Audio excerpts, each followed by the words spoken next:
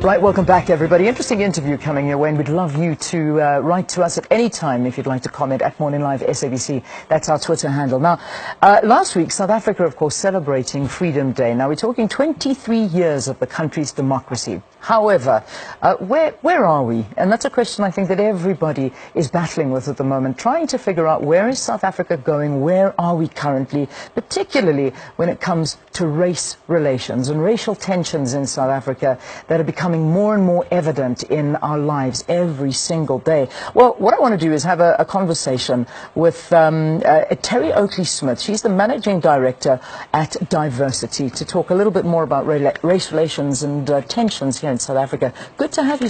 Welcome, and thanks so much for coming in. It's a pleasure. Thanks very much, Leanne. All right. So what do you believe is at the core of these racial tensions that South Africa is battling with at the moment? I think it all emanates from the fact that right at the beginning in 1994, I suppose one could go way past that even, I think as white South Africans, we kind of got off scot-free. Yeah. There was a Truth and Reconciliation Commission, but there was nothing happened to us to make us even apologize. We'd enjoyed 48 years of privilege. We still enjoy privilege, as you would know, Leanne. But yet we've never had the grace to really deal with the issues, and let alone pay reparations for what apartheid did. Yeah. And I think also, when I think back to those years of apartheid, the nationalist government worked very hard to separate us. I don't know, maybe you were too young to go to Felt School. I remember going to a Felt School. But yeah. I mean, white kids, you know, as part of their school curriculum, were taken off into the Felt, and they were lectured about how blacks were inferior and the Swart Gevaar and so on. Now, I think a very good job was done to make us all think in those kind of ways. Yeah. And since we've had democracy, there hasn't been the same initiative or the same education. And I think that many white South Africans who don't see themselves as racist, or who would be appalled to think that they were, really have no idea how to relate to people from other race groups. Yeah. And many institutions, organizations are still deeply imbued with institutional racism. What are we doing wrong, though? Because, you know, there's always this effort to try from many different factions, and there has been. I mean, you know, you take a president like our former president Nelson Mandela, which is exactly what he stood for, that reconciliation, the idea of the rainbow nation, which I read of yours, which is it's almost something that we're beginning to see fade, those colors are fading. Yeah. But what are we doing wrong? Well, I think when you say what are we, I think we must look to ourselves as white South Africans. Okay. Yes, Nelson Mandela was a most wonderful figurehead, but how far did we actually come to the party? How prepared were we to get involved? I saw black South Africans stretching out a hand and trying to create an atmosphere of reconciliation, but I think very few of us really came to the party.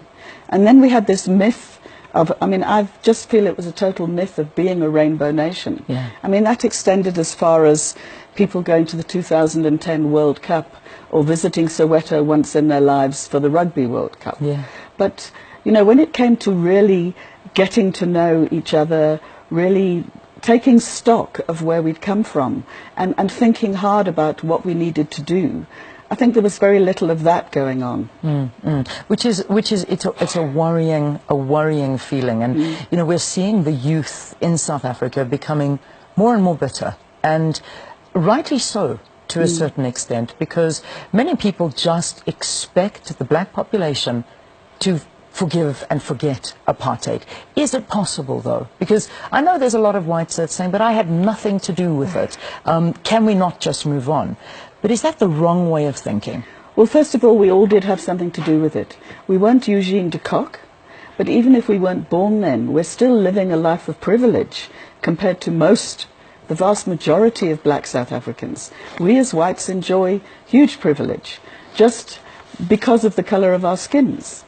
And I think that we have a huge need to accept that the anger that I sense from young black South Africans particularly, and older ones too, is very well deserved. It's And it has to do, I think, a lot with how little we've done to really come to the party and redress some of these past imbalances. Yeah. I work in many organizations. My company, Diversity, works a lot with trying to address racial discrimination and dealing with diversity and so on. And it's very difficult to get organizations to see really the benefits of it, to recognize that this is not just about being nice to each other. This is a bottom line issue. Unless we actually improve relationships in the workplace or at universities and even at schools, we're not going to be going anywhere. It has deep impacts on the economy of our country, on our ability to create jobs. And that, of course, has a huge impact on the masses of unemployed in the country who are largely black. Yeah. How dangerous is it, though, if whites don't come to the party? Where will this lead us to? I mean, there's some people talk of, you know, maybe South Africa should have gone through a civil war to get over it, and to move on. I mean, do we have to wait to get to a situation like that, or can we do things now to try and rectify the situation we find ourselves in?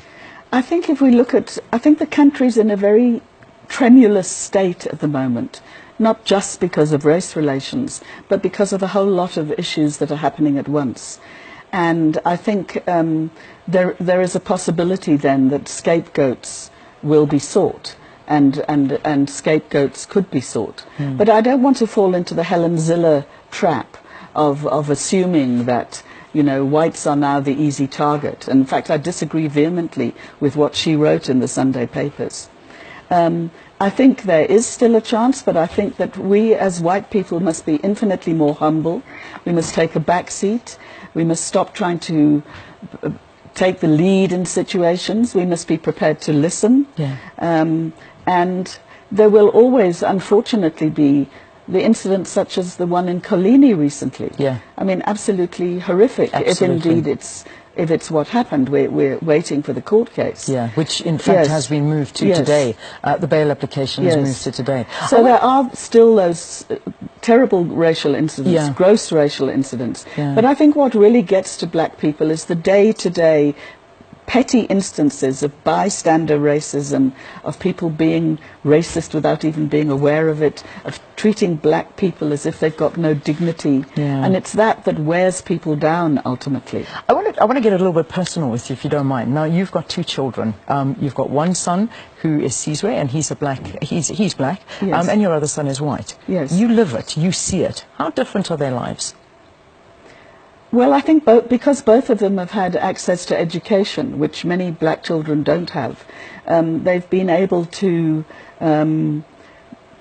really compete on an equal footing to some extent. But Sizwe never goes through a day without there being some racial incident. I mean, when he was small, he went to a very well-off private school where I used to be asked, "Oh, is he adopted?" And my older son would be asked, "Oh, he's so cute, where did you get him from?" As if he was some kind of pet that we'd gone into some shop and decided, we'll take that one. So I think people are very often, they don't come with necessarily with ill feeling, but my goodness, just total lack of awareness. So I think their lives are very different in their day-to-day lives.